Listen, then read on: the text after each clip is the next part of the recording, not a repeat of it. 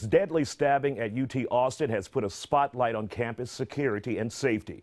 But it's not the only problem at the school. Vandals have been leaving their mark on fraternities with graffiti claiming racism and rape are rampant on the campus, and Greek fraternities are part of the problem. Take a look. Take a look at this surveillance video from UT Austin. A person seen vandalizing a fraternity house on the college campus. Messages were left on several fraternity houses at the school declaring the groups either racist, rapists, and hang rapists. The group that left the graffiti behind then sent out a letter accepting responsibility, saying the college culture must be addressed. Those who anonymously took responsibility say they want to draw attention to the issues of racism, sexism, and rape on college campuses. The person or group that sent the letter said the college's administration is not doing enough to tackle the problem and make students feel inclusive and safe on UT's campus. Now, UT is not alone with racism and sexism. At St. Olaf in Minnesota, there have been days of protests after a black student found a letter on her windshield saying they were glad she was leaving and calling her the N-word. If it's other places, it's an issue at schools here in Houston as well. That's the question we're asking tonight.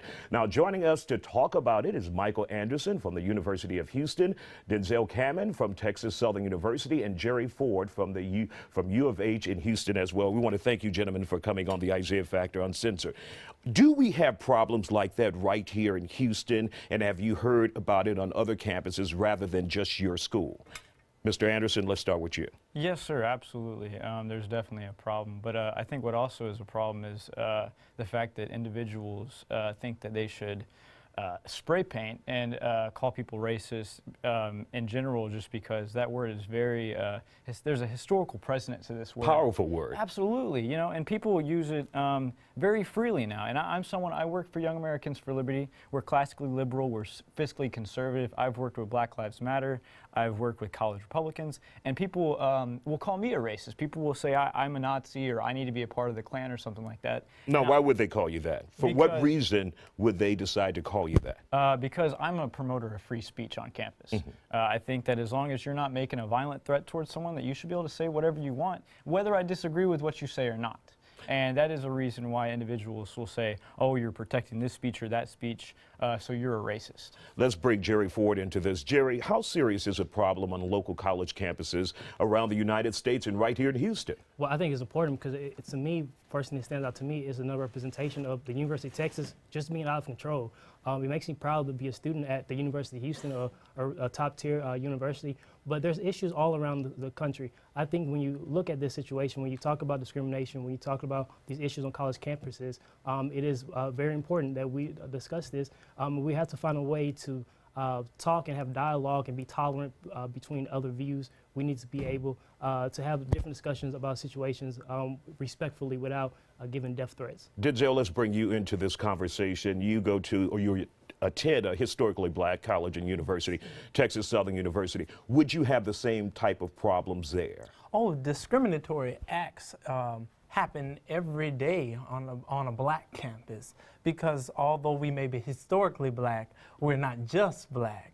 And then we are across the street. Now explain that to me. Discrimination by whom at your school? Give me an example. Okay, well, classism, elitism, colorism, discrimination against sexuality.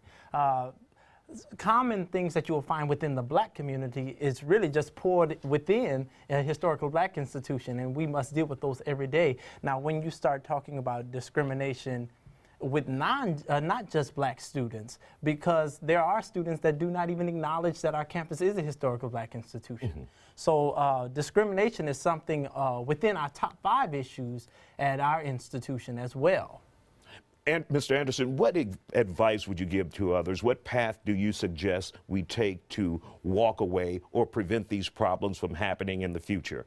I would suggest exactly what my colleague from University of Houston said. You have to have open dialogue, and that's where free speech is so important, because I believe in the free market of ideas.